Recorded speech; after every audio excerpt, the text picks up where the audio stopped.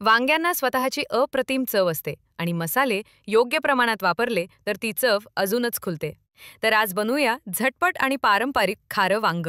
वांगी स्वच्छ धुवून त्यांचा देठ आणि काट्यांचा भाग काढून घ्या. आता त्यांना 4 भागामध्ये चिरून घ्या. एका भांड्यात पाणी घेऊन त्यात थोडं मीठ टाका. त्यामध्ये चिरलेली वांगी ठेवा. मिठाच्या पाण्यामुळे वांगी काळी पडत नाहीत. आता वाटण तयार करूया. त्यासाठी हिरवी मिरची, लसूण, खोबरे, कोथिंबीर आणि मीठ टाकून वाटून घ्या. लसूण थोडा जास्त वापरला तर चव अधिक छान येते. वांग्यामध्ये भरण्यासाठीच्या सारणासाठी शेंगदाणे कूट, वाटण, बारीक चिरलेला कांदा, हळद, धणेपूड चांगले एकत्र करून घ्या. आता कापलेल्या वांग्यामध्ये हे सारण भरून घ्या. सारण बाहेर येऊ नये म्हणून वांग्यांना हलकेच सर्व बाजूने दाबून घ्या.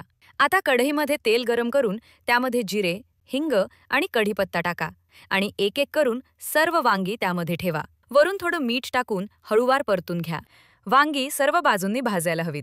आता उरलेलं सारण टाकून सर्व एकत्र करून घ्या. थोडे पाणी टाका आणि मंद आचेवर झाकण ठेवून 10 मिनिटांसाठी शिजवून घ्या. झाकण काढून हलकेच परतून घ्या.